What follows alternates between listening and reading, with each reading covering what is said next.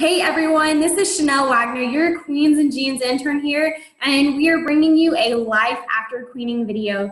Today I have Eliza Evans with me today, and she was Miss Rodeo Minnesota 2015. How are you doing today?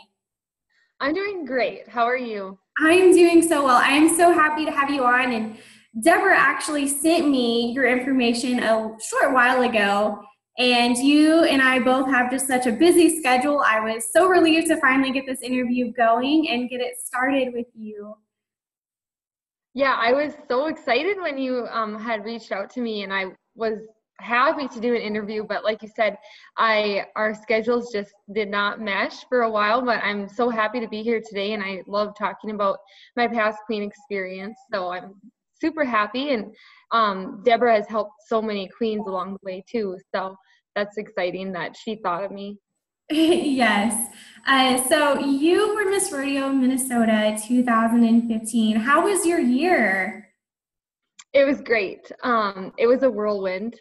I can't believe that it's already 2018 because it just seems like Just it wasn't that, it just time is moving so fast. But it was just a great year, great experience, everything. well, that's awesome. So we were actually talking prior to this interview, and Miss Rodeo Minnesota was your very first pageant. So can you tell us a little bit about why you decided to run and how your experience was competing for the first time?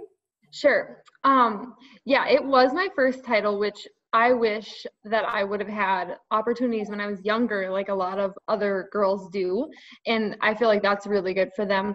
I grew up in a really very, very rural area. So I grew up around rodeo and rodeoing, but I just didn't have a lot of opportunities for competitions to become queen, and Minnesota in general is still kind of growing in that way. We don't have a lot of rodeos that have queens. So when I got a little older, I saw Miss Rodeo Minnesota at some bigger rodeos that I would go to, and I was like, oh, that would be so cool. And I just didn't really have the right connections on how you got involved with it. And a couple of people had mentioned too, like, oh, you'd be so great for that. And I'm like, oh, I don't know. And I happened to be at a pro rodeo in St. Paul, which is our state's capital.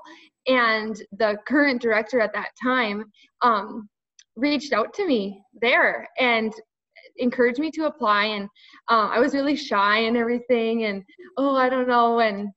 But that's what and after that, everything just kind of started rolling for me. And I got my application in and went to the pageant, and the rest is history, I guess.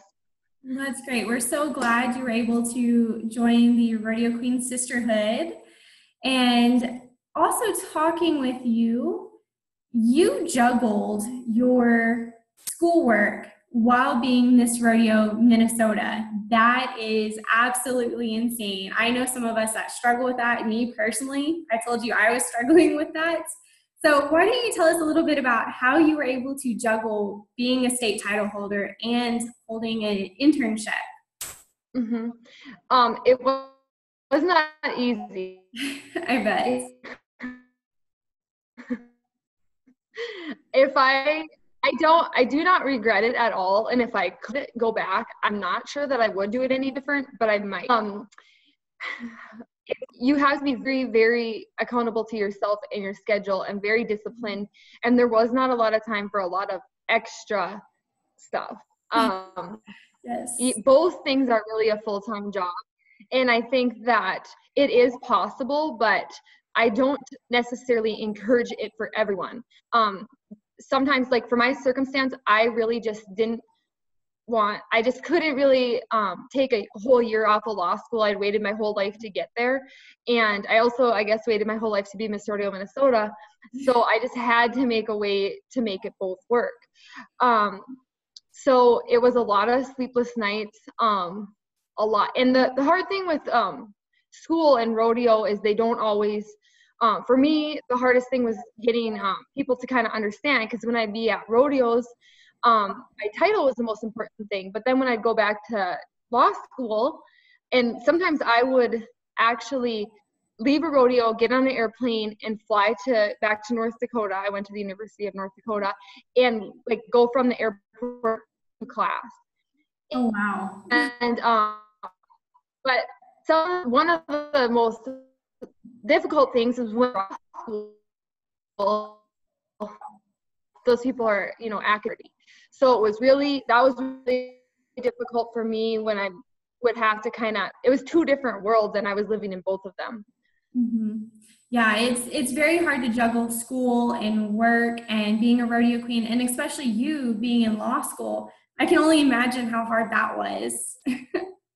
Yeah, it was very hard, but I also think it was kind of like one of the most productive years of my life because I didn't have another choice. Like I didn't have time to be lazy. I didn't have time to put things off. And when you have to do something, you find a way if you really want to do it. And that's what I did. And I'm so glad for it. But I do think that, I mean, a lot of people, if you talk to someone who wins Miss Rodeo America, before the pageant, they're focused on Miss Rodeo America. They're not focused on other things. And that, you know, if I could go, I don't regret it, but I do think, you know, the week before I left for Vegas, I was finishing my law school finals. I have that ability to really focus in on the pageant. I was trying to do both. And I think that, you know, that's something to really seriously think about if you're going to try to do both is, can you really put the same amount of time as someone who's focusing in on one thing? Yes, exactly. If you're wanting to win your state title, your local pageant, or even Miss Rodeo America, you really need to spend the time and the effort solely on that one thing to be able to put forth your 100% effort to achieve it. But I completely applaud you for doing both. That is tremendous. Thank you. So I know you went to law school and you're an attorney now, which is phenomenal. Congratulations. So tell us a little bit about your job and what you do now. Okay. Well, all through law school, I was a clerk, which is basically like being an intern for a firm. It's called Rocky Handel and Associates. And we work in a very primary, planning is one of the big things, wills, trusts, deeds, a lot of land transactions, and contracts for a lot of farms. I also handle probates of estates when people pass away and they have assets that need to go through probate, and they have wills that need to be followed by the court system. Because I live in such a rural area, I also had the opportunity I was appointed to be the assistant county attorney. So I also am a prosecutor in the county where I live. We have very, very low crime.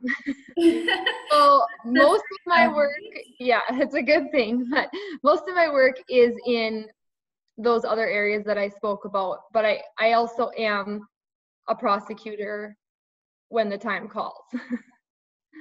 Well, that's great. That's tremendous that you were able to do everything and complete your degree, and now you're a lawyer in your town. That shows tremendous accomplishment. So, being a rodeo queen, obviously you learned some skills and communication skills, public speaking, and getting up in front of people, interview skills, all of these different skills that help you as a rodeo queen. But how did it help prepare you in becoming an attorney? Well, one of the biggest things about being an attorney is being able to public speak. You really can't be a good attorney unless you can stand up in front of a courtroom. So, and I was actually just talking to someone about that this week because I was actually interviewed for a newspaper article, and they were kind of asking me like, well, what about this Rodeo, Minnesota? And I was like, that was crucial for my attorney career because yes. I would have to public speak all the time. Like, anyone who's been a rodeo queen knows that sometimes you don't really even know what you're going to be doing when you wake up that day. And sometimes you show up somewhere and you're it. And so I did so much public speaking, and I think that every queen does, and that for being an attorney, that is one of the most important things, as well as just being able to communicate with people and talk to all kinds of people when you're traveling around the country, whether it's in an airport, you're talking to someone because you have your traveling sash on, or just at the rodeo experiences. Everywhere you go, you have to talk to all kinds of people, and I have to talk to all kinds of people too, and kind of make them feel at ease, so that they can talk to me. And those are probably two of the biggest things. Yes, public speaking and being able to communicate are crucial for us rodeo queens, and it's a hard skill to learn if you're not a natural at it. So being able to get up and practice it and be able to use it after queening is over is a great asset too. Mm-hmm. Yeah, growing up, I was always actually very shy, which is shocking now because people always describe me as this vivacious, outgoing person. And I think a lot of that did have to do with sometimes being a rodeo queen is a very lonely experience too. Maybe not lonely is maybe not the right word, but like solitude. You do spend a lot of time traveling alone, going places alone. It's like you're almost alone in a crowd. Like there's always people around you, but sometimes you kind of feel like you're on this journey alone. So yeah. Yeah, you're very independent. You're very secluded. You don't really get to see family much, especially as a state or a national title holder even. So I can understand that. All right, so on to the next big question. So other than the skills that you learned as a rodeo queen, what's one valuable lesson that rodeo queening kind of taught you that you still use today on a day-to-day basis? Well, one thing that just comes to mind, I don't know if you really would call it a skill, but just it's kind of like a lesson in how you live your life. So when you're any title, you really have to live your life in a positive way, and you have to be very conscious about what you do in your private life, social media, just even how you treat people. I mean, you might just not be feeling well one day and just not wanting to talk to people. But if you have that crown on your head and you are rude to someone, that might be the only encounter they have with you. So they're not going to know, well, maybe she wasn't feeling good. They're going to say, well, that Miss Rodeo Minnesota 2015 was just really not nice. Even though 99.9% of the time you're super sweet, you might have that one day. So I think that just that being really conscious of how you treat people, how you talk to people, and just how you live your life. You really have to live a clean life. Also, in being an attorney, I mean, they really comb through your background, criminal history, all that. So I've never been in trouble. I've always lived a clean life, but I think that really that's kind of a life lesson that you learn from queening. I think a lot of people, run into few jams along the way, unintentional, and it really teaches you. It's almost like you're a politician, really. I mean, people are always watching you, and I think that that's a really good skill to just learn that. Like, whatever I do, there's someone watching, so I need to always make sure that I'm maintaining this. You're a role model, so. Yes. You are very much a role model as a rodeo queen. So many people follow you, whether it's social media or seeing you at a rodeo. You're always being watched, whether it's by sponsors, committee members, a future judge could be watching you. You never know who is watching you in the crowd. So you always want to abide by all the rules, and just kindness matters. I'm going to steal Catherine and Gary's little saying, kindness matters. It'll go a long way. Mm-hmm. Yeah, and that kindness matters too. I think that's another life lesson that you can kind of take with you too.